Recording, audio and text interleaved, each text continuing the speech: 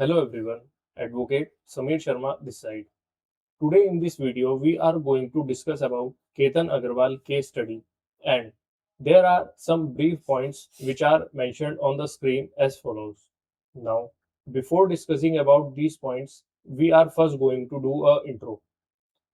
Basically what had happened, a boy and a girl, they went on a trek. Basically एक लड़का एक लड़की track पे गए एंड ट्रैक के दौरान एक इंसिडेंट हुआ जिसमें बॉय की डेथ हो जाती है। अब दो फैक्ट्स हमारे सामने निकल के आए। दो फैक्ट्स कैसे? पहला, अकॉर्डिंग टू गर्ल के ये जो इंसिडेंट हुआ है ये एक एक्सीडेंट है, ये एक एक्सीडेंट है and according to investigative agency ये एक प्री प्लान्ड मर्डर है। सो ऐसे में हमें फैक्ट इन इशू जो कि क्या है, डेथ, उसको प्रूव करना है। कोर्ट के सामने सबसे इंपॉर्टेंट पॉइंट क्या है कि बॉय की डेथ हुई है? नहीं, बिकॉज ये तो एक फैक्ट है। बट सबसे इंपॉर्टेंट पॉइंट क्या है? एविडेंस, जो प्रूफ करेगा कि डेथ हुई कैसे है। नाउ यहाँ पे बहुत सारे वेरिएशंस हैं एविडेंस के। अगर हम बात करें, एविडेंस कई तरीके के होते हैं। बेसिकली डायरेक्ट एविडेंस होते हैं, इनडायरेक्ट एविडेंस जिसको हम सर्कमस्टेंशियल एविडेंस भी बोलते हैं, then oral evidence. Oral evidence में दो तरीके के सब टाइप्स होते हैं। उसमें अगर हम बात करें then direct and hearsay evidence आ जाता है। अगेन हम डॉक्यूमेंट्री एविडेंस पे जाएं, then primary and secondary evidence आ जाता है। देन अगर हम बात करें इलेक्ट्रॉनिक एविडेंस की, देन उसमें बहुत सारे audio, video, recording, chats, messages, emails etcetera, काफ़ी सारी चीज़ें आ जाती हैं। So there are plethora of evidences. But इस केस में क्या कोई डायरेक्ट एविडेंस है? नहीं। सो जब कोई डायरेक्ट एविडेंस नहीं है, देन कोर्ट कैसे डिसाइड करे कि क्या एक्चुअली में हुआ था, which fact prevails, basically that girl वाला पॉइंट या फिर इन्वेस्टिगेटिव एजेंसी वाला पॉइंट। सो ऐसे में अगर हम बात करें बर्डन ऑफ प्रूफ की, जो कि सबसे इंपॉर्टेंट है इस पॉइंट पे, तो हमारे दो सेक्शंस हैं भारतीय साक्ष्य अधिनियम और अर्स्टवाइल इंडियन एविडेंस एक्ट के, जो डील करते हैं बर्डन ऑफ प्रूफ की पॉइंट से। सो हमारा सेक्शन पहला क्या बोलता है? अगर हम बात करें सेक्शन 106 ऑफ बीएसए की, that the burden of proof as to any particular person lies on that person who wishes the court to believe in its existence। अगर कोई पर्सन अपनी बात कोर्ट के सामने रख रहा है एंड वो पर्सन चाहता है कि कोर्ट उसकी बात में विश्वास करे, देन उसको अपनी बात प्रूफ करनी पड़ेगी before the court beyond a reasonable doubt, ताकि कोर्ट सेटिस्फाई हो सके कि वो बंदा सच बोल रहा है। Unless it is provided unless it is provided by any law that the proof of that fact shall lie on any particular person। अब तक तो ये माना जा रहा है कि जो पर्सन कोर्ट के सामने अपनी बात बोल रहा है वो ही प्रूफ करेगा, वो ही कोर्ट को सेटिस्फाई करेगा। अनलेस कब तक? जब तक कोई अदर लॉ में ये चीज क्लियरली मेंशन ना हो कि कोई सेकंड पर्सन बेसिकली क्लियर करेगा वो बात कोर्ट में। इट मींस अगर बर्डन ऑफ प्रूफ किसी सेकंड पर्सन पे है, देन वो सेकंड पर्सन आके क्लियर करेगा रादर देन दैट पर्सन जो एक्चुअली इन्वॉल्व है। बट ऐसा कब है? जब अदर लॉ या कोई डिफरेंट लॉ एक्सप्लिसिटली मेंशन करता हो। नाउ अगर हम बात करें हमारे सेक्शन 109 की, when any fact is especially within the knowledge of any person, within the knowledge of any person, any fact, अगर कोई भी फैक्ट किसी भी पर्सन के नॉलेज में है, कोई भी पर्सन कोई फैक्ट को होल्ड करे हुए है, देन ये जिम्मेदारी उसकी बनती है कि वो प्रूव करे। The burden of proving that fact is upon him. अब बर्डन ऑफ प्रूफ अपने आप उसी बंदे पे शिफ्ट हो जाता है जो नॉलेज होल्ड करे हुए है किसी भी फैक्ट की। अब हम इसको बेसिकली कनेक्ट करते हैं लास्ट सीन थ्योरी से। लास्ट सीन थ्योरी बेसिकली क्या है? लास्ट सीन थ्योरी ऐसा कोई प्रिजम्पशन लेके नहीं चलती कि जिस पर्सन को लास्ट टाइम देखा गया था विक्टिम के साथ में, एक्चुअली उसी पर्सन ने ऑफेंस किया है उस विक्टिम के साथ। ऐसा कोई प्रिजम्पशन नहीं है। बट प्रोवाइडेड ये प्रिज्यूम किया जाता है that the person who was last seen with the victim actually know what had happened to him और नो अबाउट द एक्ट।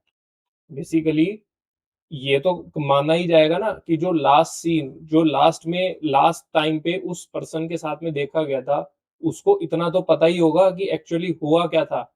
सो ये लास्ट सीन थ्योरी कुछ प्रिजम्पशन लेके चलती है। यही हम देखते हैं कि लास्ट सीन थ्योरी क्या बोलती है।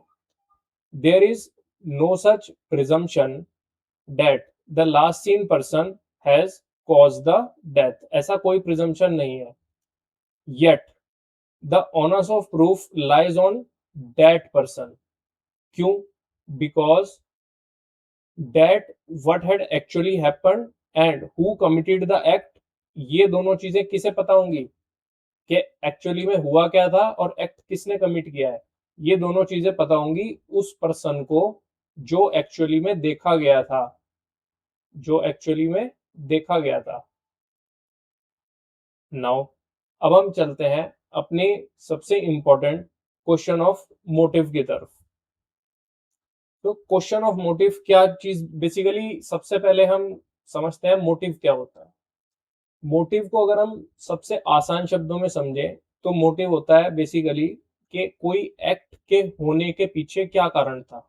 What were the circumstances, so a reason behind the commission of an act. अगर कोई एक्ट हुआ है तो उसके पीछे क्या कारण था, क्या रीजन था। बेसिकली डायरेक्ट एविडेंस के केस में, जिस केस में हमारे पास में डायरेक्ट एविडेंस अवेलेबल होते हैं, ऐसे में प्रोसिक्यूशन के ऊपर कोई बर्डन नहीं रहता मोटिव प्रूव करने का कि उसको मोटिव लेकर आना है कोर्ट के सामने एंड कोर्ट को बेसिकली मोटिव के रिगार्डिंग बताना है। सो ऐसे में जहां पे केस इनडायरेक्ट एविडेंस पे रिलाय कर रहा है, ऐसी सिचुएशन में प्रोसिक्यूशन के ऊपर बर्डन चला जाता है कि उसको मोटिव भी बताना है कोर्ट को कि क्यों ये एक्ट हुआ था। बेसिकली कहाँ पे ये वाली सिचुएशन होती है?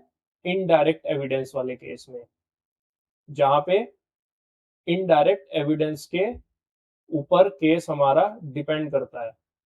सो यही चीज हमारी यहाँ पे क्लैरिफाइड है। In a case where a matter is backed by direct evidence, then prosecution is not required to prove the motive and motive becomes immaterial. It becomes immaterial. But जहां पे मैटर सर्कमस्टेंशियल एविडेंस पे based है और prosecution by chance fail हो जाता है motive ढूंढने में कि ऐसा हुआ क्यों था, देन सबसे ट्विस्ट वाली बात यह है कि ये बेनिफिट दे देता है एक्यूज्ड को। Yes, if prosecution fails to prove the point of a motive, then, or we can say where motive is missing, then it gives benefit to the accused where case relies on circumstantial evidence.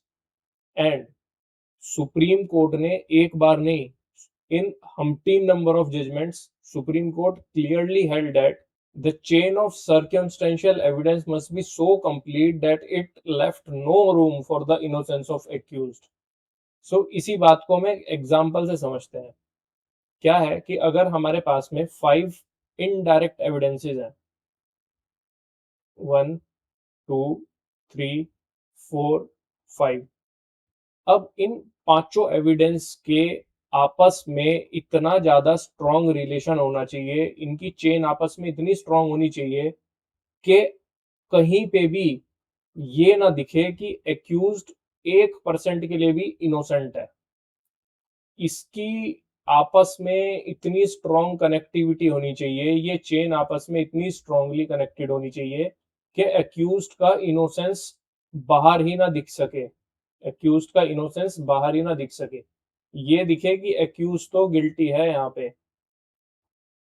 Then only जो case circumstantial evidence पे based है court satisfy होता है and then court punish करता है accused को।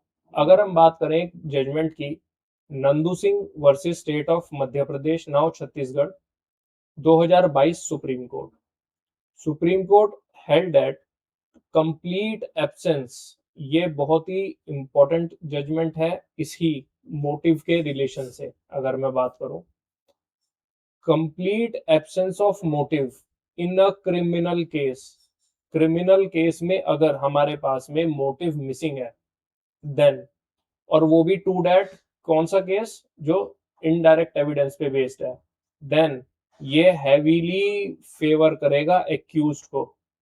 जो चीज मैंने आपको ऊपर बताई थी सेम रिफ्लेक्टेड है हमारे इस लैंडमार्क जजमेंट में, जो कि 2022 का ही है सुप्रीम कोर्ट का।